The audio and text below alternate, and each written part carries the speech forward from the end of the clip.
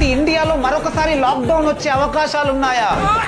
ఊహిస్తేనే భయంకరంగా ఉంది. ఫైనల్ గా కరోనా పోయింది అని ప్రపంచమంతా ఊపిరి పీల్చుకుంటుంటే 5 సంవత్సరాల తర్వాత చైనాలో మళ్ళీ ఒక వైరస్ పుట్టింది.